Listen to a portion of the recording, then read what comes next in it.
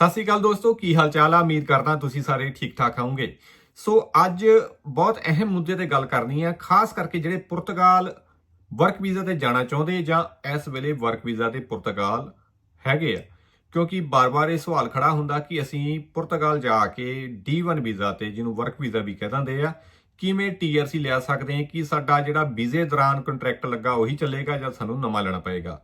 ਸੋ ਜੇ ਤੁਹਾਡਾ TRC ਲੈਣ ਦਾ ਇਰਾਦਾ ਵਾ, ਤੁਸੀਂ ਪੁਰਤਗਾਲ ਹੈਗੇ ਆ ਜਾਂ ਤੁਸੀਂ ਪਲਾਨ ਕਰ ਰਹੇ ਹੋ ਪੁਰਤਗਾਲ ਜਾਣ ਵਾਸਤੇ, ਤਾਂ ਵੀਡੀਓ ਤੁਹਾਡੇ ਵਾਸਤੇ ਦੇਖਣੀ ਬਹੁਤ ਅਹਿਮ ਤੇ ਜ਼ਰੂਰੀ ਆ।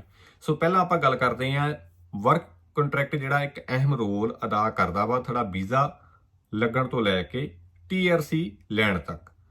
ਡਜ਼ਨਟ ਮੈਟਰ ਕਿ ਉਹ work contract agent trial period ਜਾਂ ਅੰਪਲਾਇਰ ਥਰੂ ਜਿਹੜਾ ਲਵਾ ਦਿੰਦੇ ਆ 6-6 ਮਹੀਨੇ ਦਾ, ਬਾਅਦ ਚੋਂ ਕਹਿ ਦਿੰਦੇ ਕਿ ਇਮੀਗ੍ਰੇਸ਼ਨ ਐਮਾ ਨੂੰ ਕਿ ਇਹ ਅਸੀਂ ਐਕਸਟੈਂਡ ਕਰ ਦਾਂਗੇ ਜਾਂ ਬੰਦਾ ਪਹੁੰਚ ਜਾਏਗਾ ਉਸ ਤੋਂ ਬਾਅਦ ਰੀਨਿਊ ਕਰ ਦਾਂਗੇ, ਜੋ ਕਿ ਨਹੀਂ ਕਰਦੇ।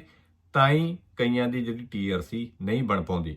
ਇਹ ਬਹੁਤ ਵੱਡਾ ਕਾਰਨ ਆ। ਸੋ ਵਰਕ ਕੰਟਰੈਕਟ ਤੁਹਾਡਾ ਜੈਨੂਅਨ ਚੱਲਦਾ ਰਹਿਣਾ ਚਾਹੀਦਾ ਵਾ, ਐਕਸਪਾਇਰ ਨਹੀਂ ਹੋਣਾ ਚਾਹੀਦਾ। ਪਰ ਜੇ ਖਤਮ ਹੋ ਗਿਆ ਵਾ ਟ੍ਰਾਇਲ ਪੀਰੀਅਡ ਜਾਂ ਜੋ ਵੀ ਡੈਡਲਾਈਨ ਉਹ ਦਿੱਤੀ ਸੀ ਕੰਟਰੈਕਟ ਵਿੱਚ, ਉਸ ਨੂੰ ਐਕਸਟੈਂਡ ਕਰਾਉਣਾ ਇਹ ਤੁਹਾਡੀ ਜ਼ਿੰਮੇਵਾਰੀ ਆ।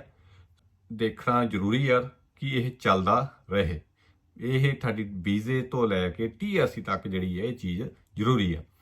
ਸੋ ਇਹ ਚੀਜ਼ ਨਹੀਂ ਮਾਇਨੇ ਰੱਖਦੀ ਕਿ ਤੁਹਾਡਾ ਜੋ ਵਰਕ ਕੰਟਰੈਕਟ ਪਹਿਲਾਂ ਸੀਗਾ ਬਾਅਦ ਚੋਂ ਤੁਸੀਂ ਨਵਾਂ ਲੈ ਲਿਆ, ਭਾਵ ਤੁਹਾਨੂੰ ਕੋਈ ਕੰਪਨੀ ਹੋਰ ਵਧੀਆ ਆਫਰ ਦੇ ਸਕਦੀ ਆ, ਜਾਂ ਤੁਹਾਡਾ ਐਕਸਪਾਇਰ ਹੋ ਗਿਆ ਸੀ ਦੁਬਾਰਾ ਤੋਂ ਜਿਹੜਾ ਉਹ ਰੀਨਿਊ ਹੋਇਆ ਵਾ, ਸੋ ਡੈਫੀਨੇਟਲੀ ਉਹ ਦੁਬਾਰਾ ਬਣੇਗਾ। ਸੋ ਐਮਾਂ ਨੇ ਤੁਹਾਡਾ ਜਿਹੜਾ ਵਰਕ ਕੰਟਰੈਕਟ ਵਾ ਉਹ ਇਹ ਦੇਖਣਾ ਤੁਹਾਡਾ ਚੱਲਦਾ ਕਰੰਟ ਸਿਚੁਏਸ਼ਨ 'ਚ ਕਿਹੜਾ ਪਿਆ ਵਾ, ਉਹ ਜੈਨੂਅਨ ਹੈਗਾ ਕਿ ਨਹੀਂ ਹੈਗਾ। ਪੁਰਾਣੇ ਨਾਲ ਉਹਨੂੰ ਕੋਈ ਲੈਣਾ ਦੇਣਾ ਨਹੀਂ ਆ। ਅੱਜ ਕੱਲ ਜਿਹੜੀ ਆ ਪੁਰਤਗਾਲ ਵਿੱਚ ਇਫ ਤੇ ਨਿਸ ਜਿਹੜੇ ਬਣਾਉਣੇ ਔਖੇ ਹੋਏ ਆ। ਪਰ ਜਦੋਂ ਤੁਸੀਂ ਪੁਰਤਗਾਲ ਪਹੁੰਚਣਾ, ਵਕੀਲ ਪਹਿਲਾਂ ਹੀ ਕੋਈ ਪੁਰਤਗੀਜ਼ ਵਧੀਆ ਕਰ ਲੈਣਾ ਵਾ, ਜਿਹਦੇ ਥਰੂ ਤੁਸੀਂ ਇਹ ਕੰਮ, ਵੈਸੇ ਤਾਂ ਕੰਪਨੀ ਦਾ ਹੁੰਦਾ, ਨਿਫ ਤੇ ਨਿਸ ਬਣਾਏ ਬਿਨਾ ਕੰਪਨੀ ਤੁਹਾਨੂੰ ਕੰਮ ਤੇ ਨਹੀਂ ਚਾੜ ਸਕਦੀ। ਪਰ ਆਪਣੇ ਜਿਹੜੇ ਏਜੰਟ ਵਾ ਉਹ ਖੇਤਾਂ ਵਿੱਚ ਜਾਂ ਕੰਸਟਰਕਸ਼ਨ ਵਿੱਚ ਤੁਹਾਨੂੰ ਦੇਸੀ ਬੰਦਿਆਂ ਕੋ, ਠੇਕੇਦਾਰਾਂ ਕੋ ਕੰਪਨੀਆਂ 'ਚ ਫਸਾ ਦਿੰਦੇ ਆ, ਜਿਹੜੇ ਨਿਫ ਨਿਸ ਵੀ ਨਹੀਂ ਬਣਾਉਂਦੇ ਤੇ ਤੁਹਾਡਾ ਉਹ ਜਿਹੜਾ ਕੰਟਰੈਕਟ ਵਾ ਐਂ ਚਲਾਉਂਦੇ ਆ। ਤੁਹਾਡਾ ਸੋਸ਼ਲ ਸਿਕਿਉਰਿਟੀ ਵੀ ਖਾ ਜਾਂਦੇ, ਤੁਹਾਡਾ ਟੈਕਸ ਦੀਆਂ ਜਿਹੜੀਆਂ ਬੈਨੀਫਿਟਸ ਆ ਉਹ ਸਾਰੇ ਖਾ ਜਾਂਦੇ। ਤੁਸੀਂ ਨਵੇਂ ਆ, ਤੁਹਾਨੂੰ ਇਸ ਬਾਰੇ ਨਹੀਂ ਪਤਾ। ਪਰ ਵਰਕ ਕੰਟਰੈਕਟ ਲੈਣ ਤੋਂ ਬਾਅਦ ਪੁਰਤਗਾਲ ਪਹੁੰਚ ਕੇ ਕੰਪਨੀ ਦਾ ਇਹ ਜਿਹੜਾ ਪਹਿਲਾ ਜਿਹੜਾ ਕੰਮ ਹੁੰਦਾ ਨਿਫ ਬਣਾਉਣਾ, ਜਿਹਨੂੰ ਫਾਈਨਾਂਸ ਨੰਬਰ ਕਹਿੰਦੇ ਆ, ਨਿਸ ਬਣਾਉਣਾ ਸੋਸ਼ਲ ਸਿਕਿਉਰਿਟੀ ਨੰਬਰ। ਸੋ ਇਹ ਦੋ ਚੀਜ਼ਾਂ ਕੰਮ ਤੇ ਚੜ੍ਹਨ ਤੋਂ ਪਹਿਲਾਂ ਬਹੁਤ ਜ਼ਰੂਰੀ ਆ। ਉਸ ਤੋਂ ਬਾਅਦ ਤੁਹਾਡਾ ਜਿਹੜਾ ਬੈਂਕ ਖਾਤਾ ਜਿਹੜਾ ਬਣੇਗਾ ਉਹਦੇ ਵਿੱਚ ਤੁਹਾਡੀ ਤਨਖਾਹ ਆਏਗੀ। ਜੇ ਮਾਲਕ ਕੈਸ਼ ਵੀ ਦੇਗਾ ਤਾਂ ਪੇ ਸਲਿੱਪ ਆਏਗੀ। ਸੋ ਪੇ ਸਲਿੱਪ ਜਿਹੜੀਆਂ ਤੁਸੀਂ ਐਜ਼ ਏ ਇਨਕਮ ਪ੍ਰੂਫ ਸਾਂਭ ਕੇ ਰੱਖਣੀ ਹੈ।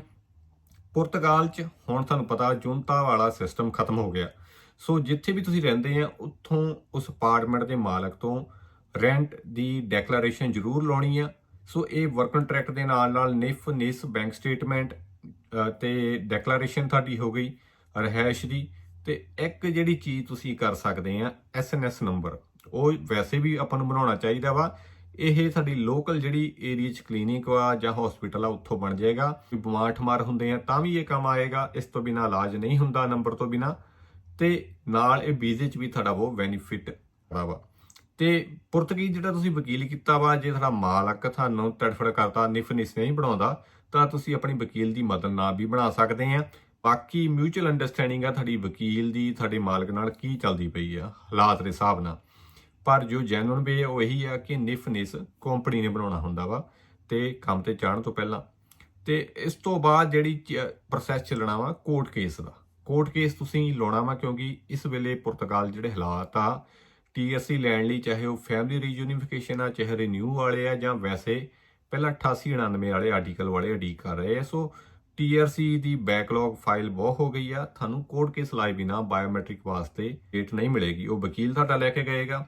ਸੋ ਉਸ ਤੋਂ ਬਾਅਦ ਜਿਹੜੇ ਆਪਾਂ ਡਾਕੂਮੈਂਟ ਪਹਿਲਾਂ ਜ਼ਿਕਰ ਕੀਤੇ ਆ, work contract, NIF NISS bank statement, ਜੁਨਤਾ ਡੈਕਲੇਰੇਸ਼ਨ, ਤੁਹਾਡਾ SNS ਨੰਬਰ ਤੇ ਇਨਕਮ ਪ੍ਰੂਫ, ਇਹ ਸਾਰੇ ਨਾਲ ਲੱਗਣਗੇ। ਜੇ ਤੁਸੀਂ ਇੰਡੀਆ ਤੋਂ, ਪਾਕਿਸਤਾਨ, ਨੇਪਾਲ ਕਿਤੋਂ ਵੀ ਹੋ, ਤੁਸੀਂ ਆਪਣੀ ਜਿਹੜੀ ਪੁਰਤਗਾਲ ਅੰਬੈਸੀ ਆ ਉਸ ਤੋਂ ਜਿਹੜੀ PCC ਵੀ ਬਣਾਉਣੀ ਆ।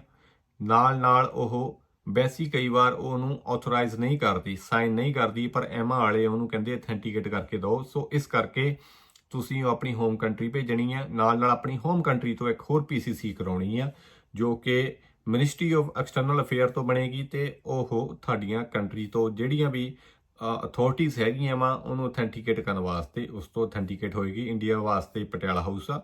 ਸੋ ਇਸ ਤਰ੍ਹਾਂ ਅਲੱਗ-ਅਲੱਗ ਅਥਾਰਟੀਆਂ ਹਰੇਕ ਕੰਟਰੀ ਦੀਆਂ ਇਹ PCC ਦੋਨੋਂ ਬਣਾ ਲੈਣੀਆਂ, ਕਿਉਂਕਿ ਵੀਜ਼ੇ ਵਾਲੀ ਤੁਹਾਡੀ ਜਿਹੜੀ ਸੀ ਉਹ ਨਹੀਂ ਚੱਲੇਗੀ ਜੋ ਤੁਸੀਂ ਆਪਣੀ ਕੰਟਰੀ ਤੋਂ ਆਏ, ਕਿਉਂਕਿ ਉਹ 3 ਮਹੀਨੇ ਲਈ ਵੈਲਿਡ ਹੁੰਦੀ ਆ। ਸੋ ਐਮਾ ਵਾਲੇ ਵੈਸੇ ਤਾਂ ਕਾਨੂੰਨ ਇਹ ਕਹਿੰਦਾ ਕਿ ਇੱਕ PCC ਚਾਹੀਦੀ ਹੈ, ਪਰ ਐਮਾ ਵਾਲੇ ਦੋਨੋਂ ਮੰਗ ਲੈਂਦੇ ਆ, ਕਿਉਂਕਿ ਉਹਨਾਂ ਨੂੰ ਕੋਈ ਨਾ ਕੋਈ ਐਕਸਕਿਊਜ਼ ਚਾਹੀਦਾ ਹੁੰਦਾ ਅੜਿੱਕਾ ਪਾਉਣ ਲਈ। ਸੋ ਪਹਿਲਾਂ ਹੀ ਤਿਆਰੀ ਰੱਖਣੀ ਉਸ ਹਿਸਾਬ ਨਾਲ।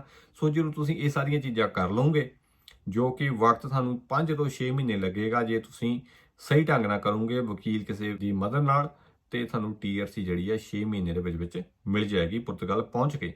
ਪਰ ਜੇ ਤੁਸੀਂ ਆਪਣਾ ਸਾਲ 1.5 ਸਾਲ ਇਹਨਾਂ ਚੀਜ਼ਾਂ ਤੋਂ ਤੁਸੀਂ ਵਾਂਝੇ ਹੋ, ਨਹੀਂ ਨੌਲੇਜ ਹੈ, ਤਾਂ ਜਲਦ ਤੋਂ ਜਲਦ ਇਹ ਮੈਂ ਚੀਜ਼ਾਂ ਦੱਸੀਆਂ ਵਾ ਵਰਕਆਊਟ ਕਰਕੇ ਆਪਣਾ ਜਿਹੜਾ TRC ਲਈ ਪ੍ਰੋਸੈਸ ਸਟਾਰਟ ਕਰੋ, ਤੇ ਨਾਲ ਤੁਸੀਂ ਆਪਣੇ ਵੀਜ਼ੇ ਨੂੰ ਐਕਸਟੈਂਡ ਕਰਨ ਵਾਲੇ ਵੀ ਪਲਾਨ ਕਰੋ, ਕਿਉਂਕਿ ਉਸ ਤੋਂ ਬਿਨਾ ਵੀਜ਼ਾ ਜੇ ਤੁਹਾਡਾ ਨਹੀਂ ਹੈਗਾ ਤਾਂ TRC ਨਹੀਂ ਮਿਲੇਗੀ। ਸੋ ਇਹ ਤਰੀਕਾ ਵਾ ਅੱਜ ਦੀ ਤਰੀਕ 'ਚ ਵਰਕ ਵੀਜ਼ਾ ਤੇ TRC ਲੈਣ ਦਾ ਪੁਰਤਗਾਲ। ਤੇ ਜਿੱਥੇ ਫਾਈਲ ਲੌਗ ਤੁਹਾਡੀ ਬਾਇਓਮੈਟ੍ਰਿਕ ਤੋਂ ਕਾਊਂਟ ਹੋਏਗੀ, ਜਦੋਂ ਤੁਸੀਂ ਬਾਇਓਮੈਟ੍ਰਿਕ ਲਈ ਡੇਟ ਚੁੱਕਣੀ ਆ, ਉਸ ਤੋਂ ਬਾਅਦ ਤੁਹਾਡੇ 5 ਸਾਲ ਕਾਊਂਟ ਹੋਣੇ ਆ, ਜੋ ਕਰੰਟ ਕਾਨੂੰਨ ਚੱਲ ਰਿਹਾ ਪੁਰਤਗਾਲ ਦਾ, ਤੇ 5 ਸਾਲਾਂ ਬਾਅਦ ਤੁਸੀਂ ਪੁਰਤਗਾਲ ਦਾ ਪਾਸਪੋਰਟ ਵੀ ਲੈ ਸਕਦੇ ਆ। ਸੋ ਬਾਰ-ਬਾਰ ਇਹ ਜਿਹੜੇ ਪੁੱਛ ਰਹੇ ਸੀ ਕਿ ਵੀਰ ਭੈਣ ਭਰਾ, ਮੈਂ ਸੋਚਿਆ ਕਿਉਂ ਨਾ ਇੱਕ ਵੀਡੀਓ ਬਣਾ ਕੇ ਤੁਹਾਨੂੰ ਇਹ ਜਾਣਕਾਰੀ ਸਾਂਝੀ ਕਰਾਂ। ਦੱਬ ਕੇ ਸ਼ੇਅਰ ਕਰਨੀ ਆ, ਲਾਈਕ ਕਮੈਂਟ ਕਰਨਾ ਨਾ ਭੁੱਲਣਾ। ਮਿਲਦੇ ਆ ਅਗਲੀ ਵੀਡੀਓ, ਤਦ ਤੱਕ ਲਈ ਰੱਬ ਰੱਖਾ।